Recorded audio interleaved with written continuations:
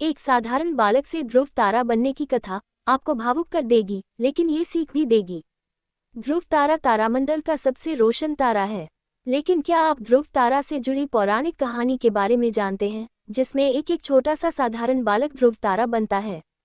प्राचीन समय में उत्तानपाद नाम का एक राजा था, जिसकी दो पत्नियां थीं।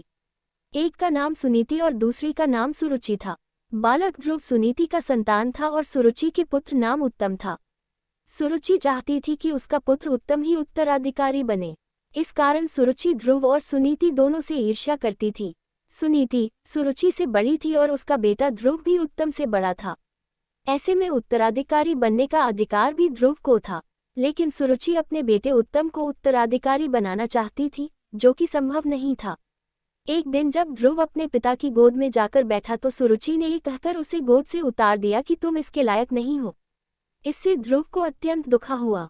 ध्रुव ने यह बात अपनी माँ सुनीति को बताई और कहा, हे माते, मुझे पिता की गोद में बैठने क्यों नहीं दिया गया? तब सुनीति ने कहा, बेटा अगर गोद में ही बैठना है तो नारायण की गोद में बैठो, वे सबके पिता हैं। ध्रुव ने कहा, माँ वो कहाँ मिलेंगे? माँ सुनीति ने उत्तर की ओर दूर पहाड़ी की तरफ इशारा किया। ये सुनकर ध्रुव उत्तर की ओर अकेले ही निकल पड़ा। वहां उसे नारद मुनि मिले। उन्होंने ध्रुव को आगे जाने से रोका, लेकिन वो नहीं माने। ध्रुव ने नारद मुनि से भगवान नारायण से मिलने का रास्ता पूछा। नारद मुनि बोले, तुम धैर्य रखो बालक, नारायण तुम्हें अवश्य मिलेंगे। इसके बाद नारद मुनि ने ध्रुव को ध्यान करने का तरीका बताया। ध्रुव उसी समय वहां भगवान नारायण के ध्यान के लिए बैठ गया। ध्रुव के दृढ़ मनोबल से आसपास के विस्तार में ऊर्जा बढ़ने लगी।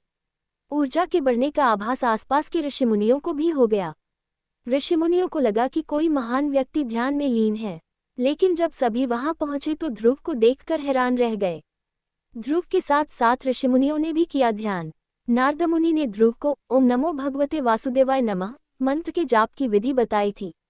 ध्रुव ने पूरे 6 माह तक कठिन तपस्या की। बालक ध्रुव के साथ साथ ऋषिमुनि भी भगवान नारायण का ध्यान करते रहे। अंत में भगवान नारायण ने ध्रुव की तपस्या से प्रसन्न होकर दर्शन दिए।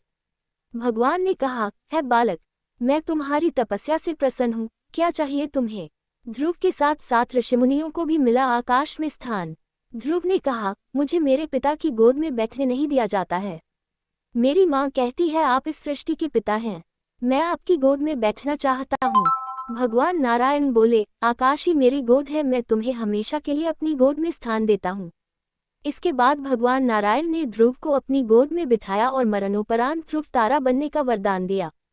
इसी के साथ भगवान नारायण ने उन 7 ऋषिमुनियों को भी ध्रुव की रक्षा के लिए आसमान में उसके आसपास स्थान दिया, जिन्होंने ध्रुव के साथ तपस्या की। ध्रुव के दृढ़ मनोबल के कारण ही आसमान में ध्रुव तारा स्थिर है और कभी भी अपनी जगह से नहीं हिलता।